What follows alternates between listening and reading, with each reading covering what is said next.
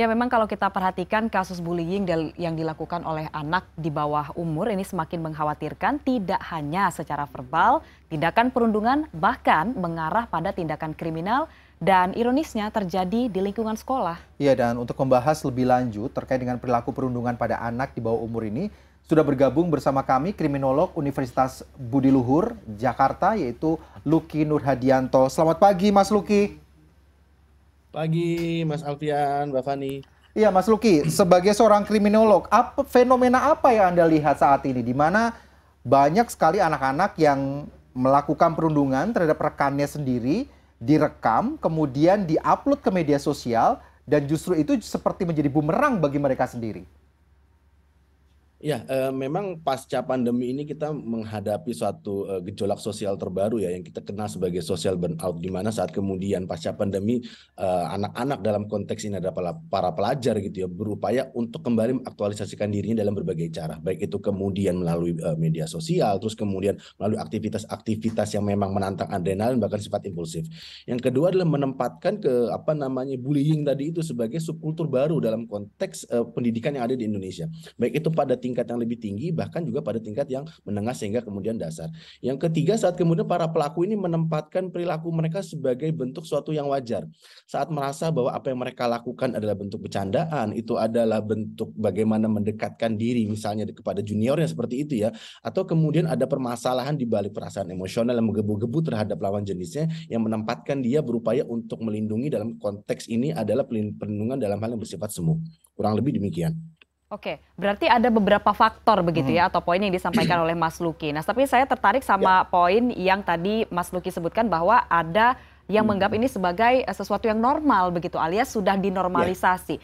Apa yang kemudian membuat hal-hal seperti ini yang kita tahu bahwa tidak ada dampak yang baik begitu yang dihasilkan dari perundungan atau bullying yang membuat anak-anak ini menormalisasi itu? Ya, karena memang pada tataran tertentu pergaulan yang kemudian terjadi tidak lagi bisa dibatasi dalam konteks misalkan mereka dihadapkan pada interaksi yang memang secara langsung. Mereka terbelenggu kurang lebih selama 2 sampai 3 tahun lamanya gitu ya, tidak melakukan interaksi secara langsung, sehingga akhirnya saat kemudian ada momentum di mana mereka bisa melakukan aktualisasi dari saya sebutkan, maka mereka akan manfaatkan itu. Itu yang pertama. Yang kedua adalah mereka merasa bahwa apa yang mereka lakukan itu tidak menimbulkan korban.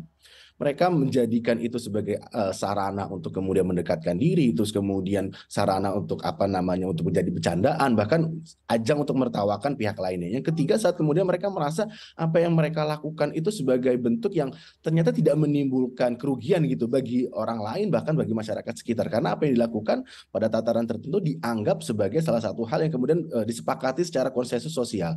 Nah, hal ini kemudian menjadikan bullying itu sebagai bagian dari pergaulan, bisa juga alih-alih kemudian bagian dari internalisasi seseorang untuk bisa masuk pada kelompoknya.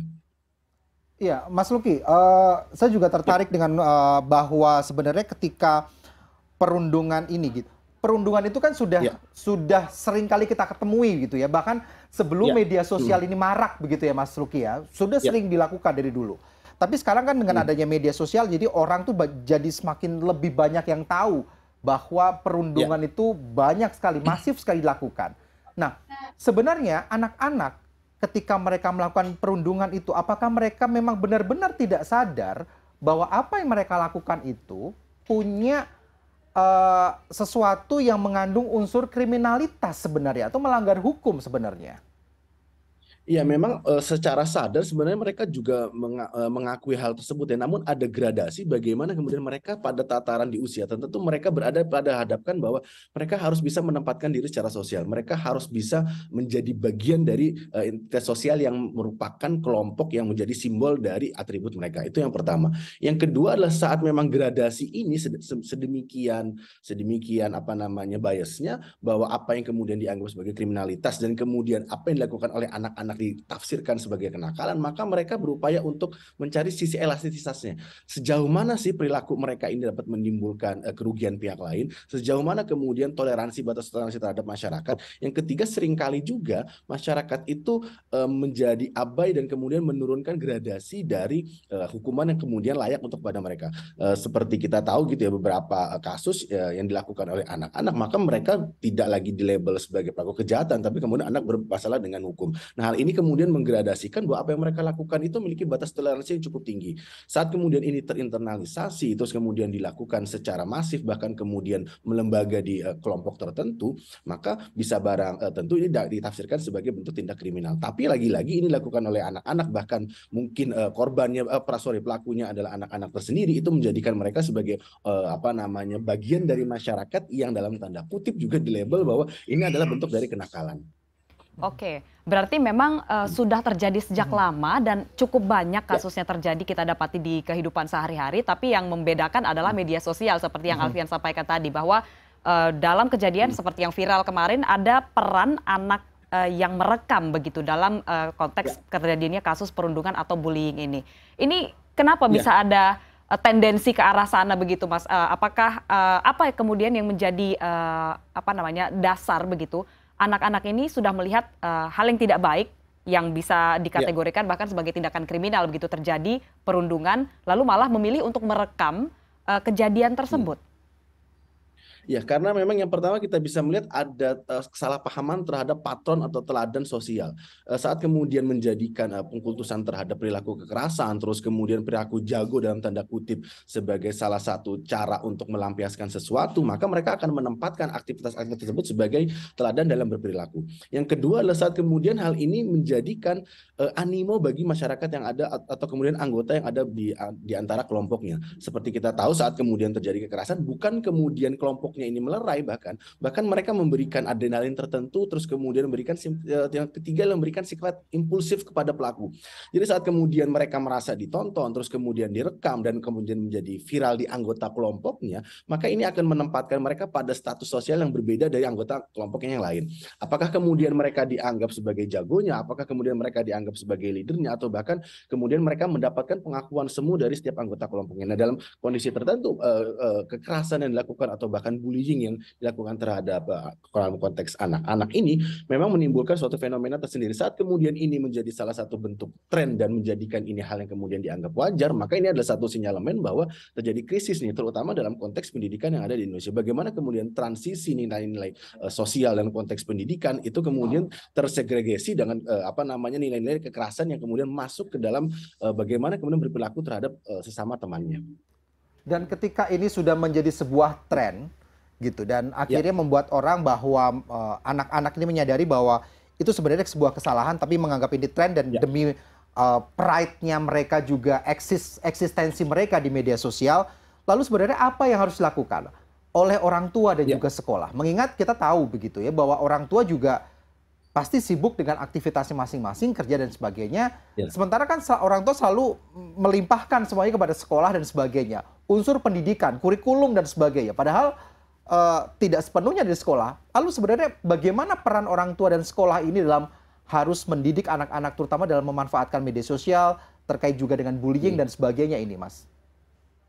Ya, dalam konteks ini kita bisa lihat atas dasar 3 aspek ya. Yang pertama, saat kemudian persepsi orang tua terkait sekolah tidak lagi sebagai tempat penitipan anak dalam tanda kutip. Bagaimana kemudian peran sekolah, orang tua, kemudian masyarakat ini harus saling bersinergi. Yang pertama dalam konteks orang tua, maka nilai-nilai komitmen dalam konteks kekeluargaan, terus kemudian keterlibatan aktivitas, sampai kemudian nilai-nilai yang terinternalisasi ini harus bisa ditanamkan kuat. Sehingga anak-anak tersebut tidak melampiaskan kekesalan yang tidak mereka dapatkan gitu ya dari orang tua kepada orang-orang yang memang mereka anggap sebagai kelompok inferior. Yang kedua adalah pihak sekolah juga dalam kondisi tertentu harus bisa tegas untuk memberikan punishment dan reward. Seringkali kita lebih banyak melihat punishment terhadap para pelaku kejahatan atau kemudian kenakalan dalam konteks ini ya. Tapi seringkali juga kita juga abai terhadap reward-reward apa sih yang kemudian diberikan kepada siswa-siswa yang memang berprestasi. Sehingga mereka menjadikan orang-orang yang melakukan tindak kekerasan ini sebagai suatu admirer-nya nih. Ini idolanya nih kayak begini nih. Bukan kemudian pencapaian-pencapaian dalam konteks pendidikan secara akademis. Yang ketiga adalah peran dalam konteks media sosial. Secara algoritma memang akhirnya menempatkan sesuatu yang viral, sesuatu yang kemudian disenangi dan disukai itu berseliweran nih di media sosial kita.